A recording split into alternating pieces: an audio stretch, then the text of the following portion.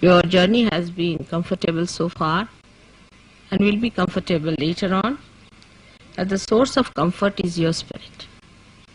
And the more you see to the comfort of your spirit, the problems of outside comforts drop off. You are not bothered as to where you live, where you sleep, what you eat, what you do.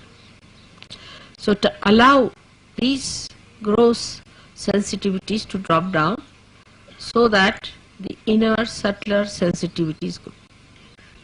That's why you are here, to get over your time conditionings. I mean, it's a rat race, and the rat race has to be somehow or other stopped, once for all, within and without. So here we can do it without, and once you start meditating, the within can be also achieved, and you can achieve that peace which we all human beings should have if we have to save this world from complete destruction. As you must have realized that now the Sahaja Yoga is growing much faster and it's taking a good speed, and we all have to keep ourselves equipped to be able to be part and parcel of this great evolutionary and revolutionary process which is going to stir up the whole world. For that, it is important also to see that we take ourselves to task and don't get into mediocre living and mediocre thinking. We are people of very great potential. Not only that, but we are blessed by God's divine power. Try to use that power within yourself and try to be one with it. Little bit you have to see that you beat up your body, beat up your mind, beat up your ego and chisel it out so that it is beautifully made in such a way that you grow into that image for which you are made. Regarding other things like my tours in your countries, I think the greatest good is done to you when you come to this country, as if you belong to this country and you were uprooted in some other country. And when you come here, you prosper so well. And in that country, I try so hard, I work so hard, do all kinds of things. All the time I spend with you, I do everything day in and night, all the time. I find it's impossible to achieve much that I see happening to you here, as if here you take absolutely with great ease the divinity of this place, and I think this uprootedness has to be given up. I think as if you have immigrated into those countries and now you are back in your own. You are not found out by immigration laws, I think. Now, under these circumstances, we should change our tactics and try to establish our ashrams here and our own projects here, so that you people should come down here and more achieve more. You can earn your living there, but you should come here, spend some time for 2 months, 3 months continuously and establish yourself and grow, because I don't think it can be achieved there that good, because you tried everything.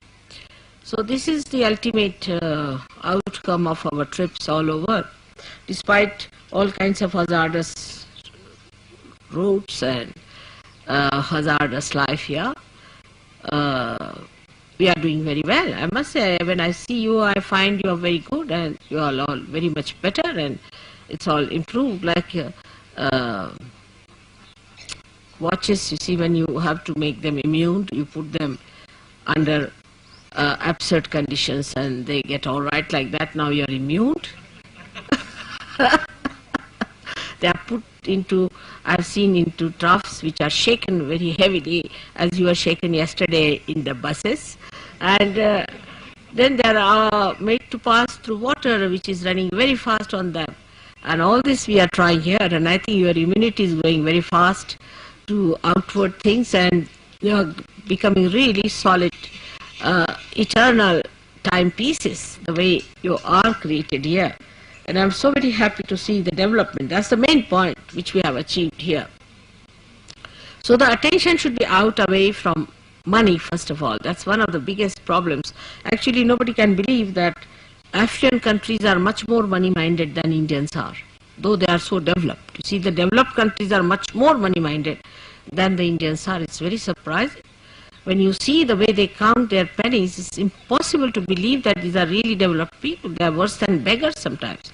So that is what you should get out of it, the money part. Money is horrible stuff that people count, and I mean, it's better to count the names of God than to count the money, horrible coins.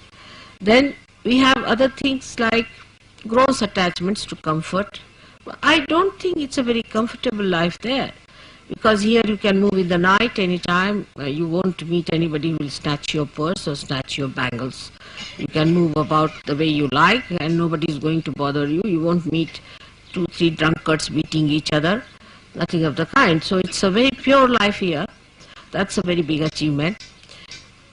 And the comforts that you want, you can create later on if you want to have them. At least I personally think that too much modernization won't suit this place. So we should not give them these useless ideas which makes your body slaves to your own comforts and ideas of enslavement. In any case, cleanliness, personal cleanliness is very good here, but the general cleanliness has to be taught to these people.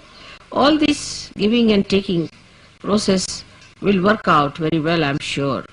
And the way things are moving within yourself, I have great hopes that you will really grow much faster if you come to this country and stay here for some time in a settled way and then go back to your countries.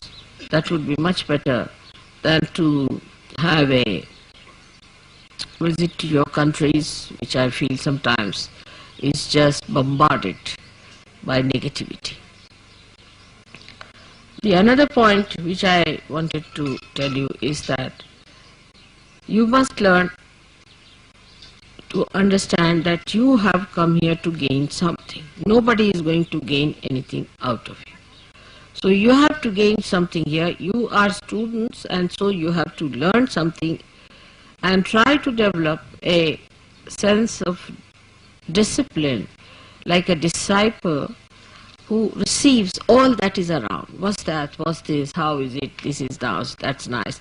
You see, like that. But if you go on seeing the things which are of no importance and lose talking about things that do not matter with you, all this has to be given up, because you have so much time there that people sit down and jabber, talk, loose talks, ugly talks, useless talks. That's not needed at all. On the contrary, it's better to be quiet and assimilate more within yourself. Because here the people don't have time, so they can't talk, they have to work. But while you have time, they're also here. So we start like that, and that's a very wrong thing. Another talking is done with yourself also quite a lot. Like you start analyzing, criticizing, and finding faults, and all the time thinking, oh, this could have been better, I've harmed very much here, or that has happened. All those things come into your heads. So this kind of a inner talk also should be stopped. You see, they are called as murmuring souls by Christ, who said, beware of murmuring souls. But these murmuring souls exist within us. So beware of them and don't listen to all nonsensical talks, and try to keep a good eye on that and be alert. So it will help. On the whole, I must say, this trip and the last trip, I'm overjoyed and I'm very happy that it has brought forth so many possibilities before me and your potential.